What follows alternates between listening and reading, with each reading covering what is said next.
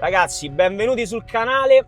Oggi vi porto l'esperienza di un amico e un collega che si chiama Marco. Ciao a Marco. tutti, ciao Andrea.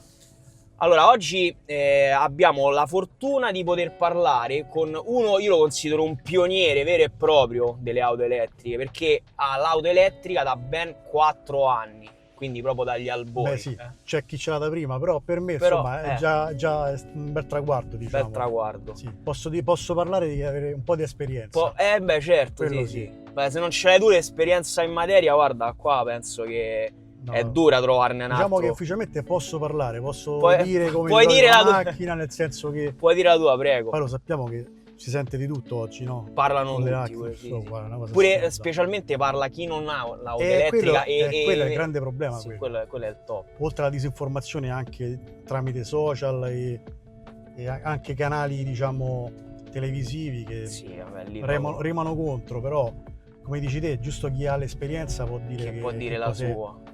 La... Senti, tu inizialmente, cioè diciamo, partiamo proprio dall'inizio, te 4 anni fa, proprio agli albori, cioè quali erano proprio le tue prime preoccupazioni quando hai fatto il salto, diciamo, da un'auto termica? Sì. Allora, la preoccupazione è come quella che è durata anche per qualche mese, no? La famosa ansia di ricarica. C'è la preoccupazione che, oddio, ma non è che mi lascia a piedi la macchina, quindi mi immaginavo che mentre facevi i vari giri, shopping, palestra, cose, ti piombasse la macchina, cose zero. proprio assolutamente assurde proprio. E quella era la prima preoccupazione. Poi anche quella che nel caso di viaggio, il problema delle infrastrutture, no? Che poi penso 4 anni fa la situazione era molto differente. Poche. Però una cosa che posso dire e ripeto a tutti quelli che mi dicono ma come ti trovi con l'auto di qua dell'auto, al momento va cucita su te stesso, cioè nel senso tu ti fai l'auto in base alle tue esigenze, cioè non devi pensare a un'auto che dici beh ma io devo fare 1000 km, come faccio? Tu intanto devi vedere che uso fai dell'auto. Io sono il classico italiano medio che percorre 40-50 km al giorno, quindi problemi non ci stanno, e se quella volta devo fare un viaggio te lo programmi. Ti organizzi un attimo. Purtroppo non ho una Tesla che fa tutto da sola, dicevo che andare a Milano e ti dice quanto devi fermare. Questa è la prossima domanda, anche per fare un po' di contesto. Tu che auto hai? Io ho la 500. La 500 una batteria diciamo nominale da 42, ma diciamo teoricamente in 37 kW. Che anche là autonomia dichiarata dalla casa 360. Io ti dico che in base penso 360 se stai a 10 all'ora. Ma neanche, io ho provato una volta perché poi si esperimenti quelli l'ho fatti pure io, chi non li fa? No, sono riuscito a fare 325 km. Proprio a tirarla proprio andando piano, nel senso non a farti suonare come il pensionato, però diciamo 320 km uso cittadino li ho fatti. Cosa che poi invece rimetti sull'autostrada, ne ho fatti circa 235, però non stavo a zero perché ovviamente non ti puoi permettere in autostrada di arrivare a zero, ma quello comunque nessuno dovrebbe farlo anche con una Tesla, nel senso anche per la batteria è sempre meglio non arrivare, tu lo sai, insomma, vabbè, certo, a percentuali molto basse. Senti, ma sta cosa, diciamo, da quando hai acquistato quest'auto elettrica ha modificato un po' le tue routine giornaliere, o comunque ti sei riuscito? Dico la verità, assolutamente no. Io continuo a fare tutto quello che faccio, solo quelle volte che devo fare un percorso un po' più lungo, è ovvio quello ti devi programmare, che sto un po' più attento, però assolutamente no, ormai so tranquillamente quello che posso fare nei miei spostamenti, non mi creo più il problema. Certo. Più che altro tu, diciamo, adesso se dovresti fare una panoramica generale, quali sono i vantaggi che hai trovato e se c'è qualche anche svantaggio dalla tua auto? Cioè nel senso, rispetto a prima, diciamo, che ne so, dei pro e i contro che ti senti? Non è perché sono di parte, però sono quasi tutti pro. Nel senso che intanto la guida, chi possiede o ha guidato un'auto elettrica non può dire però mi manca l'endotermico, mi manca la marcia o mi manca il rumore.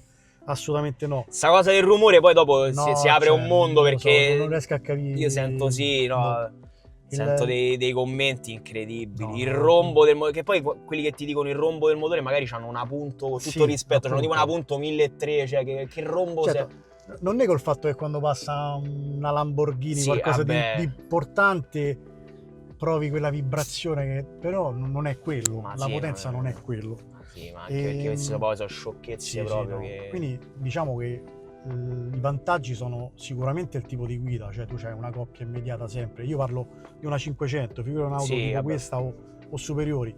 Però la cosa positiva veramente è che a me fa questo effetto, mi porta ad avere una guida tranquilla, più rilassata, rilassata, sì, perché il concetto è che non abbiamo un cambio, ma è una trasmissione diretta, quindi non è neanche quel cambio automatico che senti per quanto sia un on-off, quindi sì, queste differenze. distrattone, cose. Quindi ti porta a avere una guida tranquilla, però Uniforme pure. però se ti serve un attimino l'accelerazione Stai un attimo. subito incollato. Quindi sì. quella sicuramente le cose positive. E di negativo proprio no, a parte il fatto di dover pianificare quei casi eccezionali. Però diciamo questa è Però una non cosa è- una volta ogni tanto quando devi fare un percorso lungo. Guarda, io di viaggi reali con l'auto in questi 4 anni ne ho fatti 5 che mi sono allungato un po' in autostrada di qua e di là. E non è che quella volta, sì, un minimo di disagio, se così vogliamo chiamarlo, ma perché, ti ripeto, devo pianificare. Io non ho come te le stazioni della Tesla e quindi io comunque Ok. devo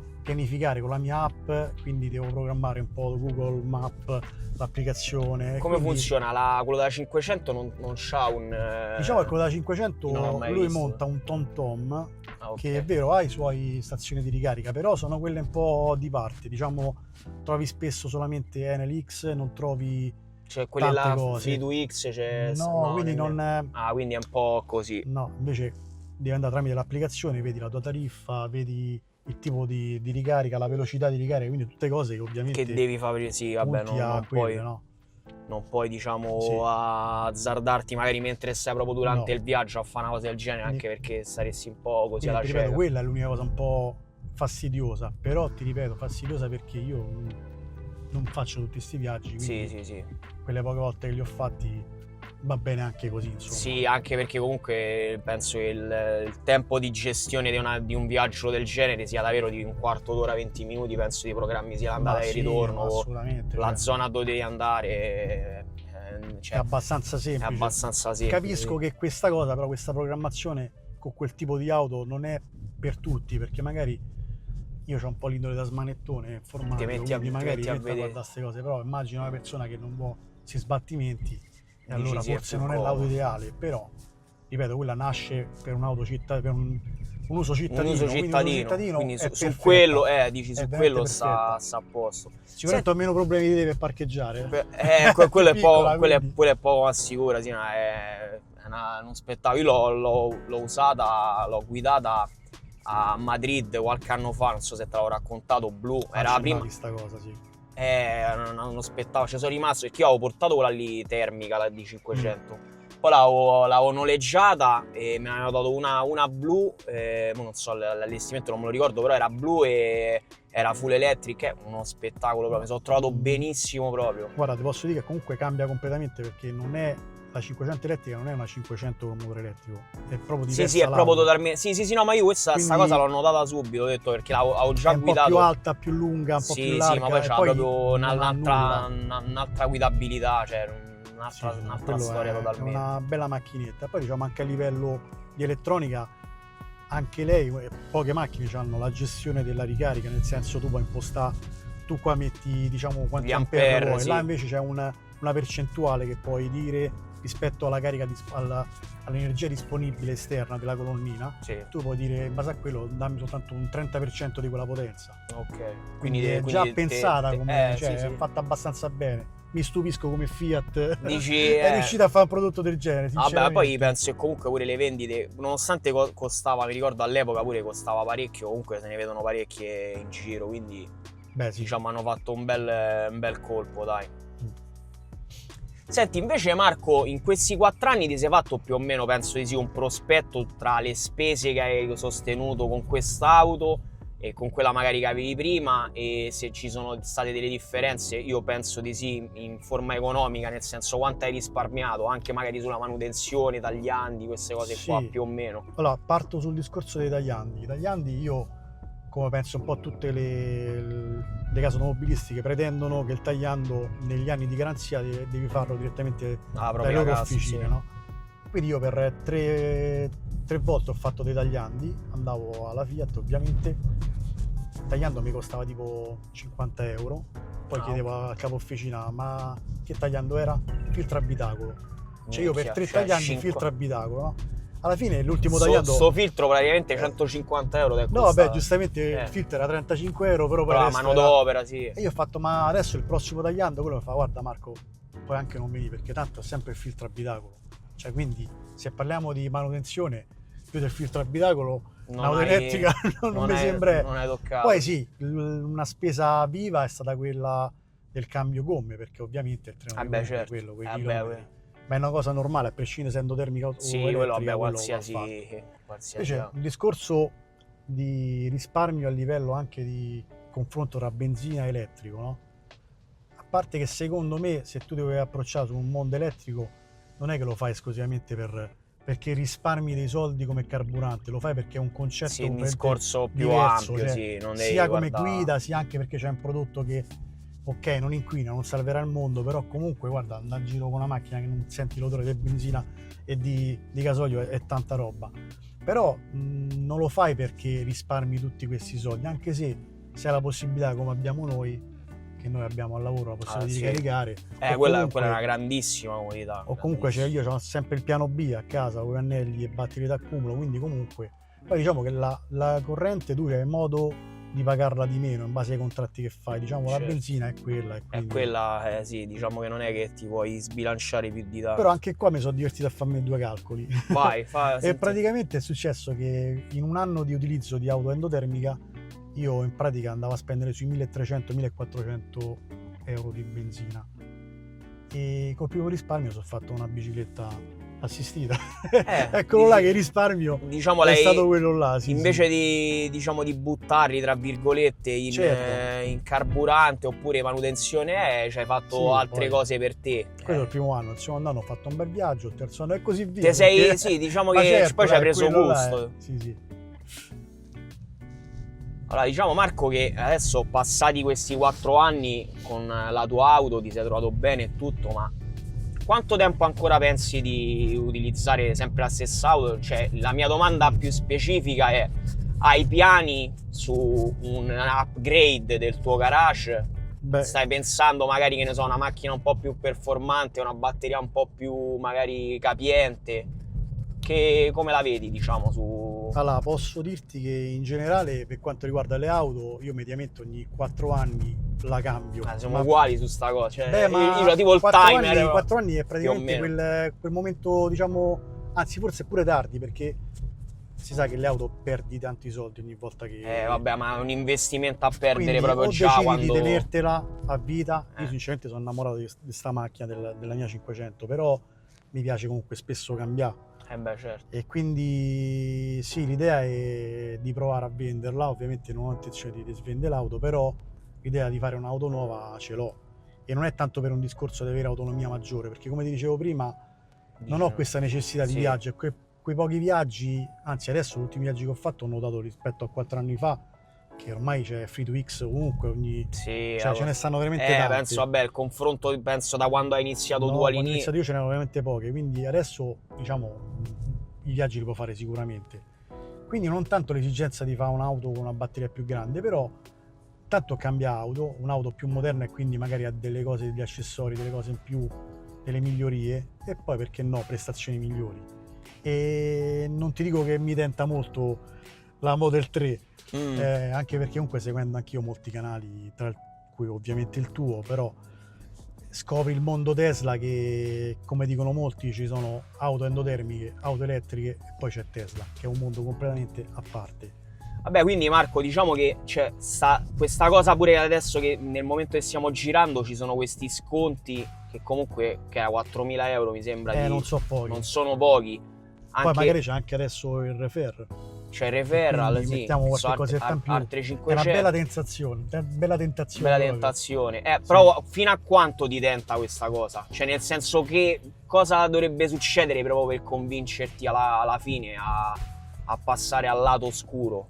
Vuoi la verità?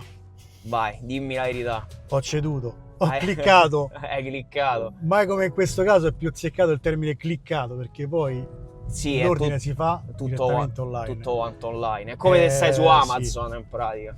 Sì, purtroppo ci sono cascato anch'io. Allora, e sono soddisfatto.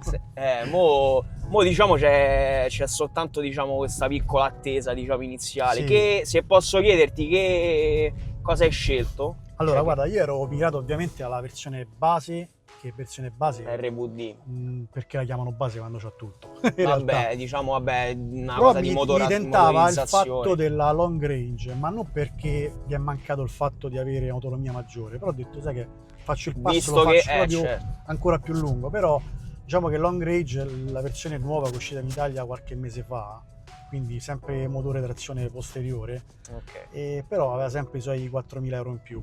Ok, quindi andavi a sbattere sui 45 più o meno, esatto. 44, 45. Però sai che c'è, con questi 4 di sconto.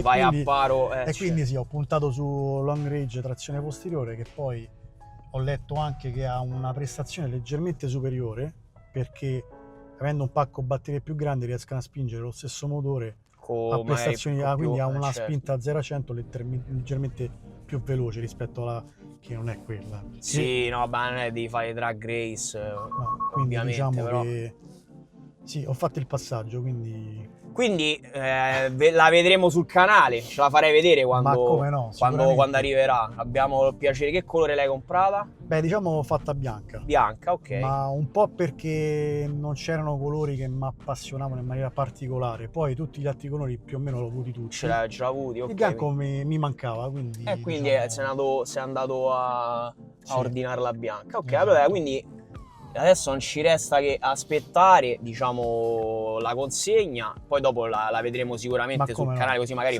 faremo anche qualche prova, magari di autonomia o altre cose. Non so, allora, io diciamo che sono contento di questo tuo nuovo acquisto, specialmente per te, perché poi vedrai sicuramente una differenza tra l'auto che hai utilizzato fino ad ora e questa nuova Model 3, che io la reputo un'ottima auto. Io una delle ultime cose che volevo chiederti, visto che, come abbiamo detto all'inizio, hai un'esperienza più del doppio, penso, della popolazione che c'è in circolo sull'auto elettrica, perché sei stato davvero un pioniere. Tu a un ragazzo o comunque a una persona che vorrebbe passare all'auto elettrica, tu che cosa consiglieresti? Cioè, ci sono anche, abbiamo detto anche prima, dei falsi miti da sfatare, però una persona, diciamo, che è proprio totalmente al di fuori di questo mondo, tu come cercheresti di introdurla? Guarda, il problema di oggi è che ci sono molti social di disinformazione. Quindi intanto seguire dei canali ufficiali, canali di persone che sanno quello che dicono, e quindi da quello già di utilizzatori anche. Esatto, da quello ti fai l'esperienza e là capisci proprio che anche i servizi che fanno in televisione sono completamente sbagliati. Quindi non avere la paura dell'auto che va a fuoco, dell'auto che se tu tieni il condizionatore acceso rimani bloccato nel traffico. Sì, no, beh, cioè, sono proprio cavolati. C'era stata quest'estate quella cosa lì dell'autostrada, quell'articolo che è ridicolo, proprio dai. Che la gente hanno ospitato in macchina lì, non so se l'avevi letto, hanno ospitato in coda per la cosa al condizionatore, cioè. No, bisogna essere ben informati. È chiaro che se io ho una macchina che sta al 5% e mi trovo in situazione a meno 30 gradi, non esco, non vado in autostrada. Però quello, se sei una persona minimamente informata, anche perché ti fai un'auto, ti informi un po' com'è il mondo elettrico, ma non ci sono problematiche grandi. Quindi assolutamente, se siete intenzionati, se un ragazzo è intenzionato a passare all'elettrico, andateci, perché primo, il livello di guida è fantastico, seconda cosa, non ci sono limitazioni, cioè non c'è un problema. E poi è più io almeno da quello che ho visto io personalmente, è molto più facile di uno di quello che pensa. Cioè inizialmente, come stai dicendo tu, anche tu all'inizio magari ti eri fatto dei problemi, delle cose che poi dopo, però, quando ti trovi a essere tu un utilizzatore, questi problemi svaniscono proprio in una settimana. No? Una delle domande che ti fanno più spesso, che mi fanno più spesso, è: ma tu la carichi a casa, in quante ore si ricarica? Come se tu ogni volta devi stare a fare il pieno della macchina. Tutto il giorno, cioè, tutti i giorni. Non è quello, quindi tranquilli, non c'è un problema da questo punto di vista. Quindi... Poi se accendete il condizionatore, tranquilli, che non rimanete a piedi. Guarda, io mi sono divertito in diversi viaggi con qualche amico e gli ho fatto poi vedere. Loro erano comunque un po' scettici, scettici, ma incuriositi di questa cosa. Ci siamo fermati ai Free2X io la 500 può caricare al massimo a 80 kW e comunque essendo una macchina piccola non è poco, Vabbè, 80 kW. certo. Mi ha dimostrato che facendo una carica fino all'80% per ovvi problemi di curva che poi scende, Certo, non è poi più, dopo non conviene non è- più, praticamente il tempo di andare a prendere un caffè, una sigaretta, cioè erano passati 18 minuti, l'auto era praticamente quasi carica. Quindi ho dimostrato che in realtà il problema non c'è contro dei servizi che facevano vedere che Che per dovevano fare un viaggio stare di 17 ore, cioè, sì, che vabbè. cosa- no. Pure lì ho visto l'ultimo, quello là, quello famosissimo, e c'era stata pure la cosa con Galeazzi, là, quello lì che aveva fatto tipo Sì. da quando era da Milano a Roma, si era fermato tipo 8 volte, Sì, una cosa sì, del genere, no. cioè lì imbarazzante, cioè E poi si fermava sulle colonnine quelle da lente 11 là. kW, cioè, Sì. ma dai, ma per favore. Imbarazzante proprio. Vabbè, tanto queste cose penso che continueranno a starci, queste Sì. disinformazioni, queste cose così, perché ci fanno pure proprio i servizi apposta proprio per la gente, per indignazione e cose del genere. Marco, io che dire, sono stato contentissimo No, di grazie a di questa chiacchierata e sono contentissimo anche dell'acquisto che ci hai rivelato. Grazie, grazie. Sono contento, quindi adesso mo aspetteremo Ma un po' la colpa è anche la tua, un po'. Perché sempre i video, fai quello, fai quell'altro. T'ho porca miseria, invogliato, t'ho guarda te, invogliato. Non mi resta che augurarti una breve pausa tra l'ordine e il ricevere l'auto. Sì, E niente, poi dopo appena faccela vedere. come no. Bene. Grazie ancora. Ti Grazie, saluto Lea. Marco, alla prossima. Ragazzi, io niente, spero che questa chiacchierata sia servita a qualcuno che magari sta approcciando adesso al mondo dell'elettrico. Abbiamo avuto la fortuna di avere una persona con anni e anni di esperienza che ci ha raccontato la sua. E niente, vi saluto ragazzi, ci vediamo in un prossimo video. Ciao! Ciao. Sol